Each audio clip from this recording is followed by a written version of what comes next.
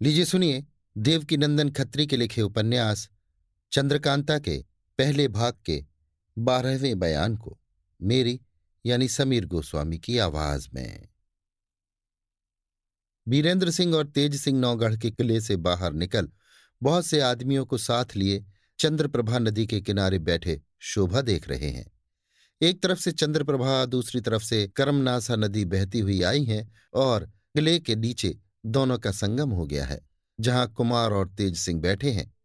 नदी बहुत चौड़ी है और उस पर साखू का बड़ा भारी घना जंगल है, जिसमें हजारों मोर तथा लंगूर अपनी अपनी बोलियों और किलकारियों से जंगल की शोभा बढ़ा रहे हैं।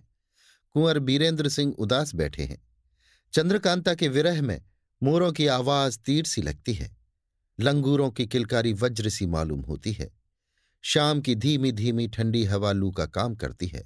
चुपचाप बैठे नदी की तरफ देख ऊंची सांसें ले रहे हैं। इतने में एक साधु रामरज से रंगी हुई कफनी पहने, रामानंदी तिलक लगाए, हाथ में खंजरी लिए कुछ दूर नदी के किनारे बैठा ये गाता हुआ दिखाई पड़ा। गए चुनार क्रूर बहुरंगी, लाए चार चितारी, संग में उनके पंडित देवता, जो हैं सगुन विचारी। इनसे रहना बहुत संभल के, रमल चले अधिकारी। क्या बैठे हो तुम बेफिक्रे, काम करो कोई भारी। ये आवाज कान में पड़ते ही तेज सिंह ने गौर के साथ उस तरफ देखा। वो साधु भी उन्हीं की तरफ मुंह करके गा रहा था। तेज सिंह को अपनी तरफ देखते देख दांत निकालकर दिखला दिए और उठ के चलता बना। बीरेंद्र सिंह अपनी चंद्रकांता के ध्यान में डूबे हैं। उनको इन सब बातों की कोई खबर नहीं। वे नहीं जानते कि कौन गा रहा है या किधर से आवाज आ रही है। एकटक नदी की तरफ देख रहे हैं। तेज सिंह ने बाजू पकड़कर हिलाया। कुमार चौंक पड़े। तेज सिंह ने धीरे से पूछा, कुछ सुना?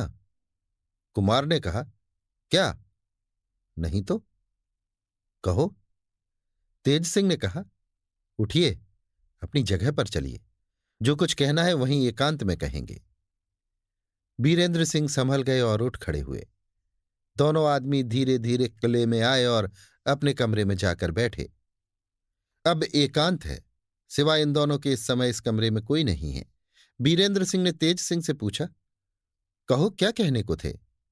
तेज सिंह ने कहा, सुनिए, ये तो आपको मालूम हो ही चुका है कि क्रूर सिंह महाराज शिवदत्त से मदद लेने चुनार गया है। अब उसके वहां जाने का क्या नतीजा निकला वो भी सुनिए। वहां से महाराज शिवदत्त ने 4 अय्यार और एक ज्योतिषी को उसके साथ कर दिया है। वो ज्योतिषी बहुत अच्छा रमल फेंकता है। नाजिम पहले ही से उसके साथ है। अब इन लोगों की मंडली भारी हो गई। ये लोग कम फसाद नहीं करेंगे, इसलिए मैं अर्ज करता हूं कि आप संभले रहिए। मैं अब काम की फिक्र में जाता हूं। मुझे यकीन है कि उन अय्यारों में से कोई ना कोई जरूर इस तरफ भी आवेगा और आपको फंसाने की फिक्र करेगा। आप होशियार रहिएगा। सिवाय मेरे और किसी के साथ कहीं न जाइएगा, न किसी का दिया कुछ खाइएगा, बल्कि इत्र फूल वगैरह भी कुछ कोई दे तो न सूंघिएगा। और इस बात का भी ख्याल रखिएगा कि मेरी सूरत बना के भी वे लोग आवें तो ताज्जुब नहीं। इस तरह आप मुझको पहचान लीजिएगा। देखिए, मेरी आंख के अंदर नीचे की तरफ ये एक तिल है, जिसको कोई नहीं जानता। आज से लेकर दिन में चाहे जय दफे हो, जब भी मैं आपके पास आया करूंगा, इस तिल को छिपे तौर से दिखलाकर अपना परिचय आपको दिया करूंगा। अगर ये काम मैं ना करूं तो समझ लीजिएगा कि धोखा है। और भी बहुत सी बातें तेज सिंह ने समझाई, जिनको खूब गौर के साथ कुमार ने सुना और तब पूछा, तुमको कैसे मालूम हुआ कि चुनार से इतनी मदद उसको मिली? तेज सिंह ने कहा, किसी तरह मुझको मालूम हो गया। उसका हाल कभी भी आप पर जाहिर हो जाएगा। अब मैं रुखसत होता हूं। राजा साहब या मेरे पिता मुझे पूछें तो जो मुनासिब हो सो कह दीजिएगा।